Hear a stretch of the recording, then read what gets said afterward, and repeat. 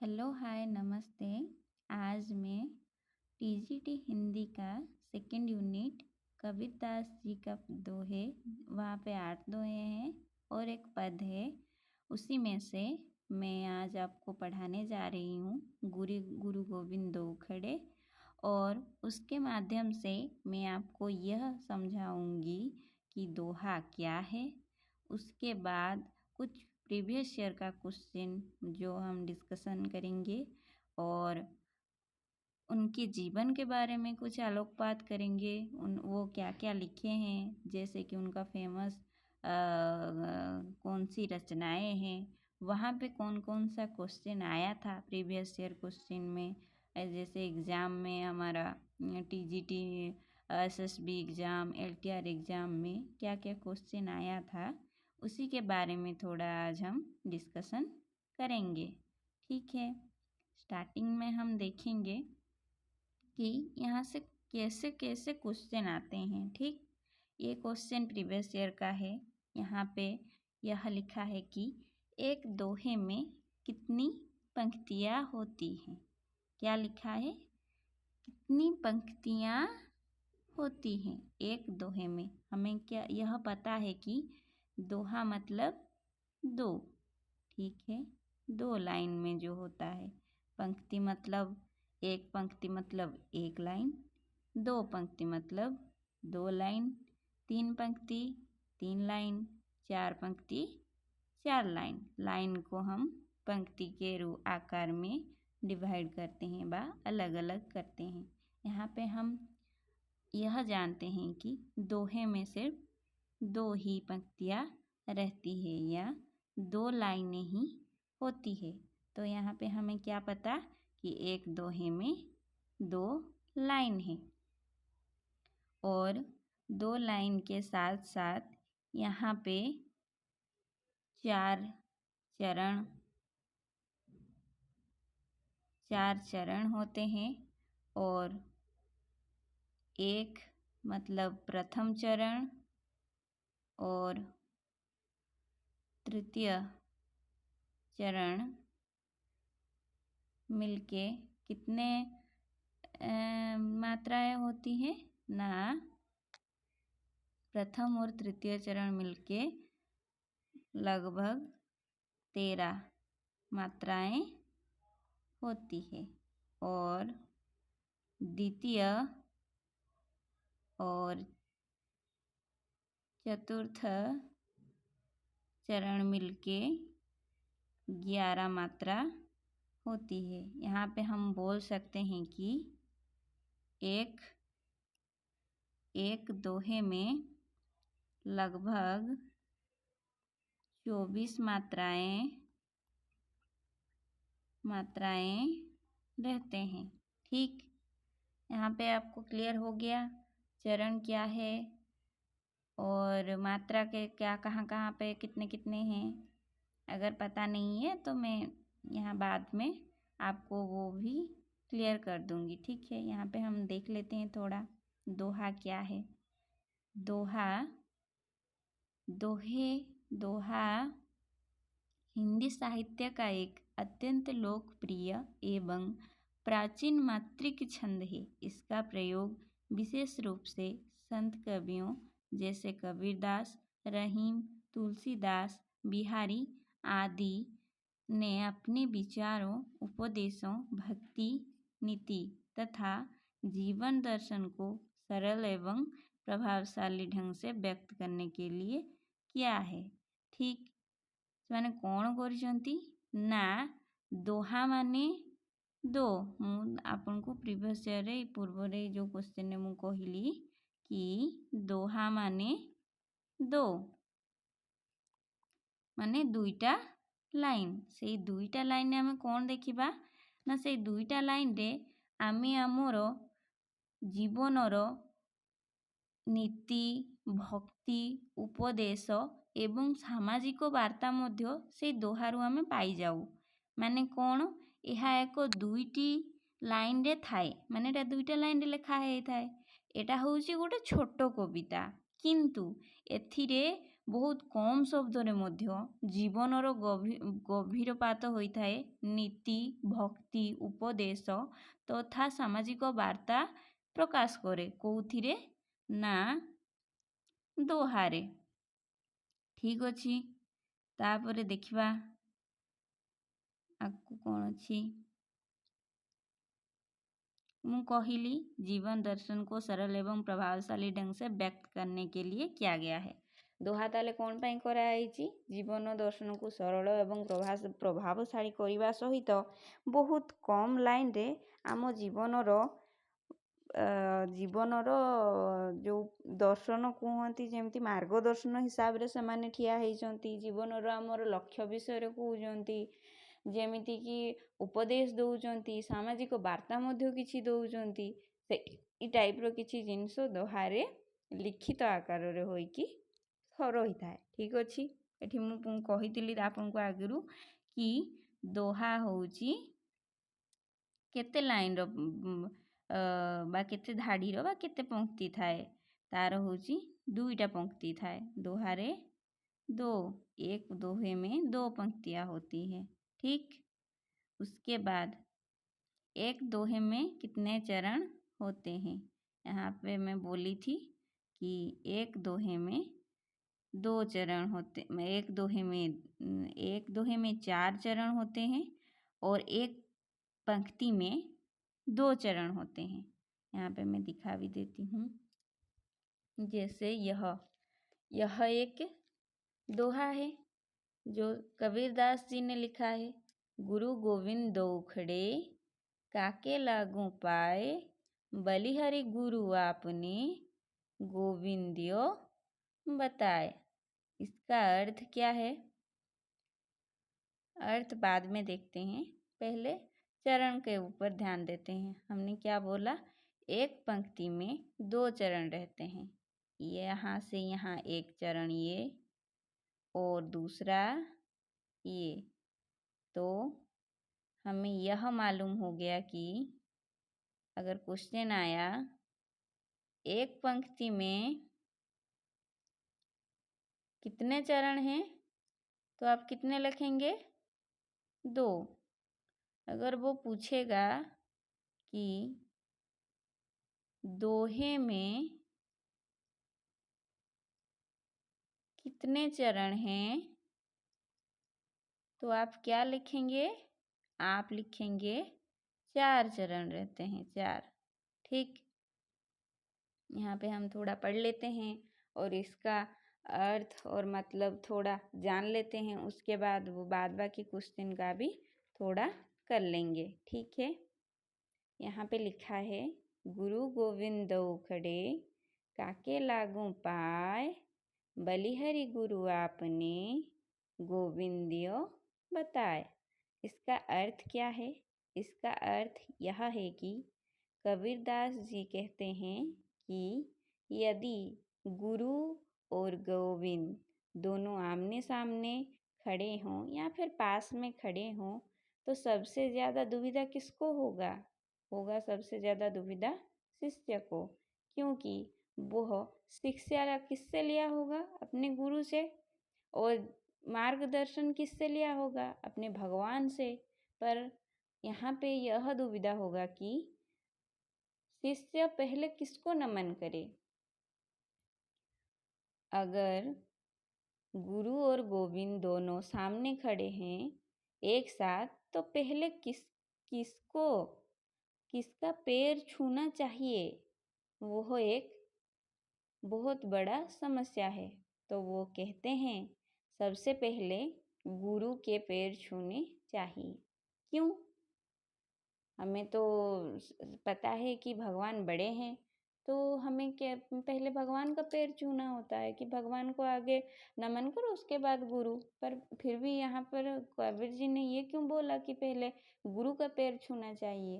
क्योंकि अगर गुरु हमें मार्गदर्शन नहीं देते या फिर उसके बारे में नहीं बताते, भगवान के बारे में, तो हमें उनके बारे में पता कैसे चलता?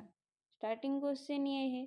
तो हमें भगवान हैं बोल के पता कैसे चला? गुरु के माध्यम से। वो हमारे मार्गदर्शक हैं। वो हमें बताए कि नहीं, भगवान है। भगवान हम भगवान का जो रंग है, रूप है, जो उनका भक्ति है, भक्ति से क्या मिलता है, भगवान कैसे दिखते हैं और कैसे दिखते हैं और क्या करते हैं, भगवान को हम क्यों पूछते हैं, इन सब का आंसर किसने दिए? कौन दिए? गुरु ही दिए। गुरु ही बोले कि भगवान है, वो हमारे मार्गदर्शन है।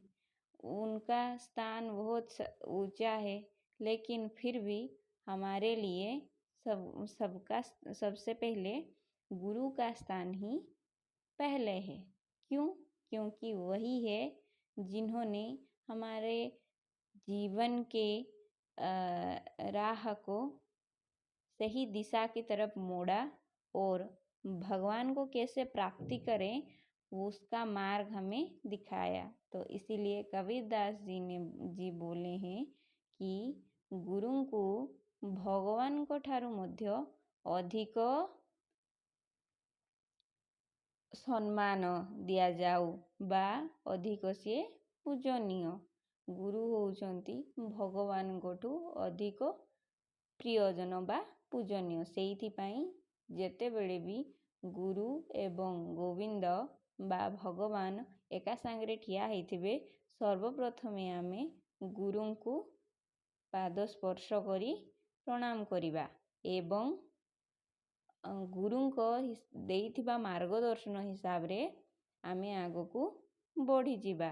ଏଠି କବୀର ଦାସ ଜଣେ ଗୁରୁଙ୍କର ସ୍ଥାନକୁ ଉଚ୍ଚାରେ ରଖିଛନ୍ତି ଏବଂ ଗୁରୁଙ୍କୁ ପୂଜନୀୟ ଏବଂ ସମ୍ମାନନୀୟ ବୋଲିକି ସିଏ ଆଖ୍ୟା ଦେଇଛନ୍ତି। ଠିକ୍ ଅଛି। यहाँ पे हमें कौन पढ़ले? गुरु गोविंद उखड़े काके लागू पाए, बलिहरि गुरु आपने गोविंदियो बताए। ठीक है, ठीक। चलो तापरे कबीर के राम हैं। कौन है उनका राम? सगुण और साकार, सगुण और निर्गुण दोनों, सगुण और निर्गुण दोनों, इनमें से कोई नहीं। कौन सा है? सगुण और निर्गुण दोनों। ठीक है, सगुण और निर्गुण दोनों है। ठीक। कबीरदास जी के जीवन के बारे में थोड़ा पढ़ लेते हैं। ठीक। उनका नाम संत कबीरदास जी। ठीक। जन्म प्रचलित मत के अनुसार 1398 ही में हुआ था। कुछ विद्वान 1340 ही में भी मानते हैं। उनका जन्म स्थान है लहरतारा, वाराणसी। ये कहाँ पे स्थित है? उत्तर प्रदेश में स्थित है। ठीक। उनका पालन पोषण किसने किया था? नीरू और नीमा। ये दोनों कौन थे? ये दोनों जुलाह दंपति थे। ठीक।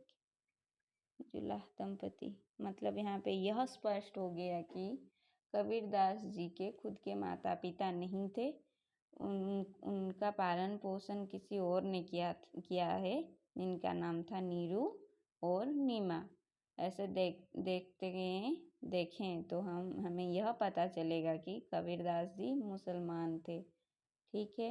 और जुलाहा का मतलब जो तंती है ना, जो कपड़े बुनते हैं, वही हैं। और वो ज़्यादा तक पढ़े भी नहीं हैं कबीरदास जी, फिर भी वो इतना सक्षम थे कि वो दोहा और रचनाएं खुद लिख सकते थे। उनके गुरु कौन थे? स्वामी रामानंद। स्वामी रामानंद। ठीक। उनका मृत्यु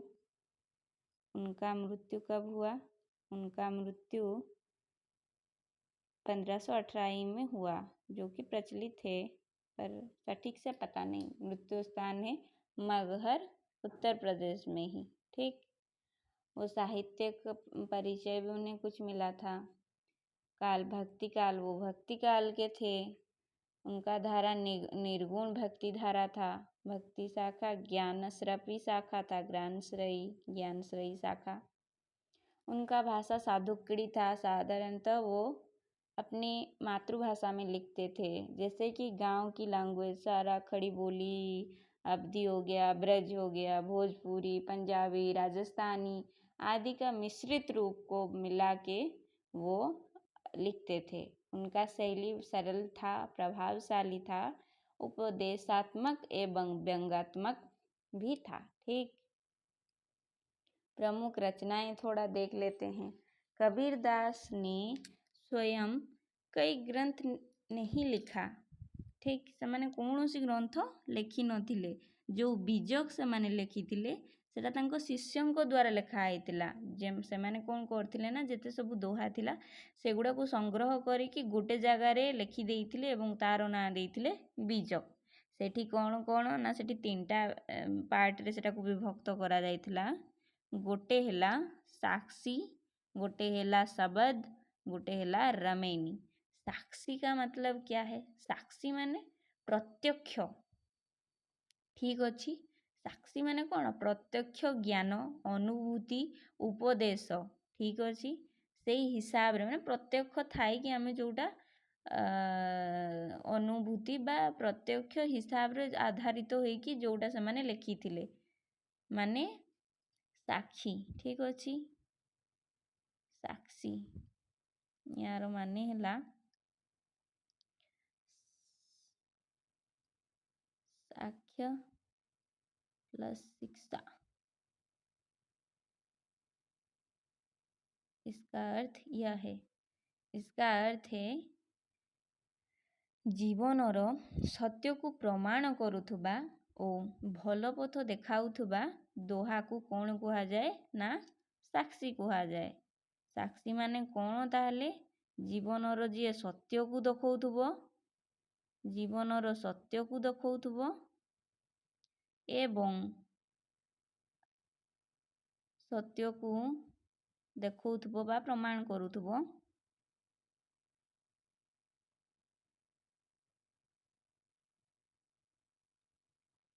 एवं भल पथ देखौथुबो, भल पथ देखौथुबो। मैं एठी कहली जेमती कि प्रत्यक्ष ज्ञान, अनुभूति, उपदेश एई टाइप रो जिनिस सब कोठी अछि ना साक्षी रे अछि। ठीक अछि, तापरे सेठी आमे उदाहरण भी तुमको दे परिबी जेमती कि गुरु गोविंद दो खड़े काके लागू पाए। एठी आमे कोन देखबा? एठी भी साक्षी अछि, कारण एठी कोन कहिछि, काहा उपरे बेसी कुहाइछि, काहा उपरे बेसी ध्यान दिया होछि, काहा उपरे शिक्षा दिया होछि ना गुरुंको महत्व उपरे, गुरुंको महत्व उपरे शिक्षा दिया जाउछि।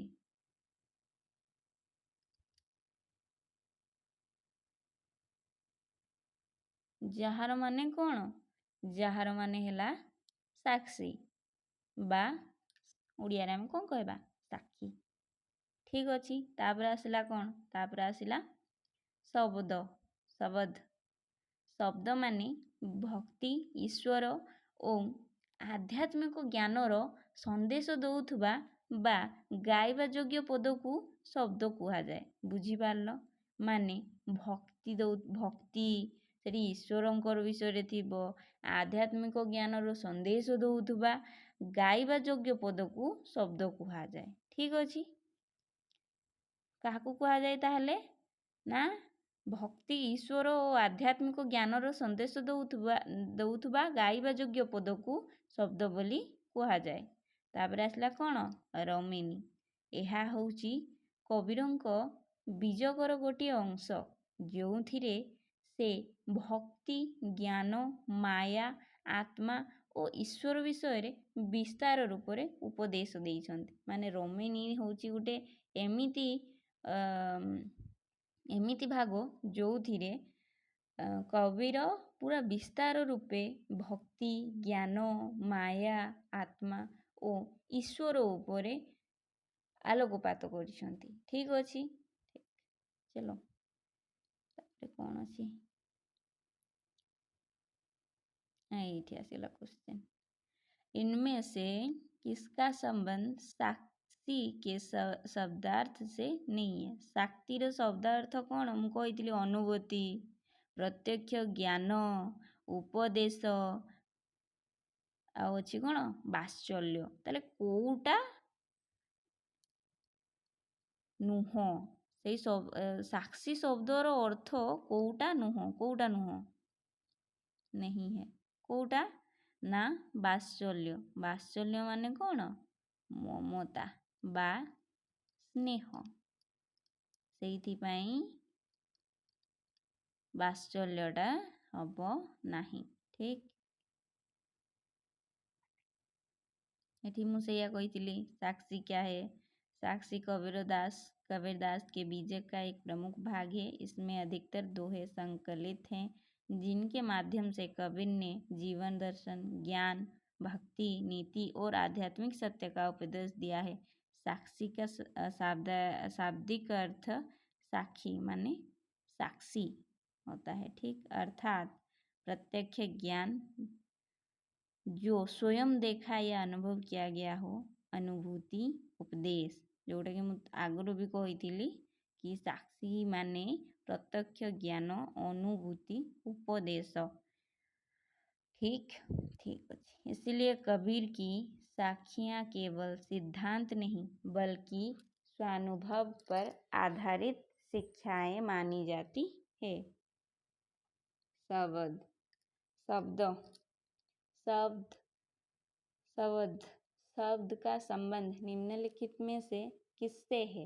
गेय पद, दोहा, नीति कथा, चौपाई। गेय पद मतलब इसका अर्थ क्या है पता है? जिस पद को हम गा सकेंगे, मतलब गाइबा योग्य पद को गेय पद बोली कहा जाए।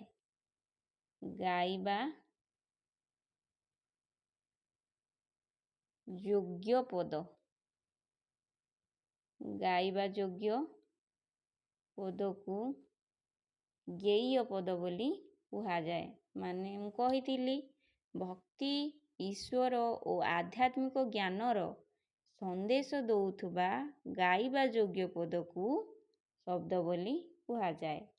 शब्द शब्द का संबंध से निम्नलिखित में से किससे है? तो यहाँ पे स्पष्ट है गेय पद। ठीक, बा गाइबा योग्य पद। शब्द का अर्थ क्या है?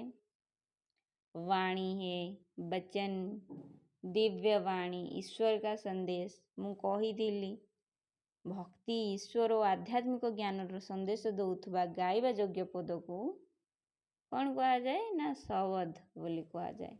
कबीर साहित्य में शब्द का अर्थ केवल साधारण शब्द नहीं है बल्कि गुरु या परमात्मा की दिव्य वाणी है जो मनुष्य को सत्य और आत्मज्ञान का मार्ग दिखाती है।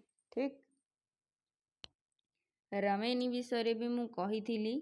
କ'ଣ କହିଥିଲି कि एटा होची कबीरଙ୍କ बीजकर गोटे अंश हाँ कि नहीं? 3 भाग जेहेतु करा जाइछि ताहले शब्द कहिथिली, साक्षी कहिथिली आ रमेनी। ठीक अछि। सेठी कौन अछि ना भक्ति, ज्ञान, माया, आत्म और ईश्वर विषय रे से कौन करछन ना विस्तार रूप रे उपदेश देइचंती। माने एठी कौन हबो? प्रमुख संबंध किससे है? दार्शनिक एवं आध्यात्मिक विचारों का विस्तृत विवेचन है। ठीक ना नहीं? ठीक, वात्सल्य रस तो नहीं है, वीर रस भी नहीं है यहाँ पे। तो सही आंसर क्या होगा? सही आंसर होगा दार्शनिक एवं आध्यात्मिक विचारों का विस्तृत विवेचन।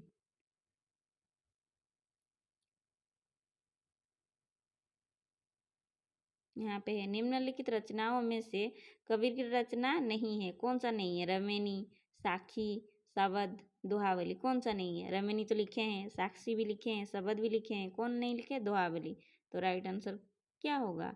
दोहावली।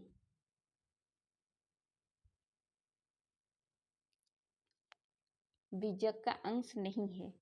इनमें से कौन सा कबीर कृत बीजक का अंश नहीं है? कौन सा? साक्षी, शब्द, सुखमनी, रमेनी। कौन सा है?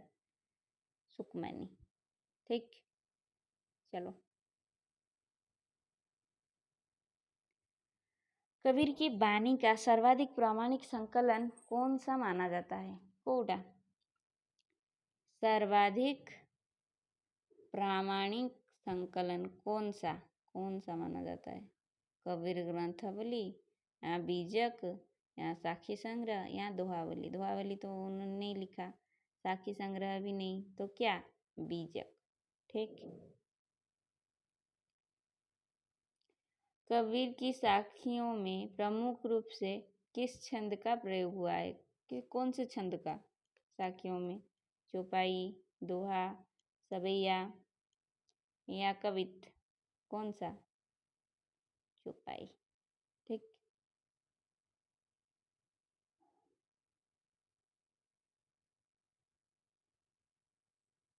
रमेनी में मुख्यतः किस छंद का प्रयोग हुआ है? रमेनी में दोहा, चौपाई, सोरठा, कवित्त, सवैया? कौन सा? दोहा, चौपाई। बीजक में निम्नलिखित में से कौन सा भाग सम्मिलित नहीं है? कौन सा नहीं है? साक्षी, सबद, रमेनी, विनय पत्रिका? कौन सा नहीं है? बीजक में साक्षी तो है, सबद भी है, रमेनी भी है, कौन सा नहीं है फिर? विनय पत्रिका। ठीक। ठीक है, लगभग सारा खत्म हो गया और मैं और दोहा का क्वेश्चन नहीं ला पाई हूँ, उसका मैं कल लाऊंगी। ठीक है। ठीक। गुड नाइट सबको।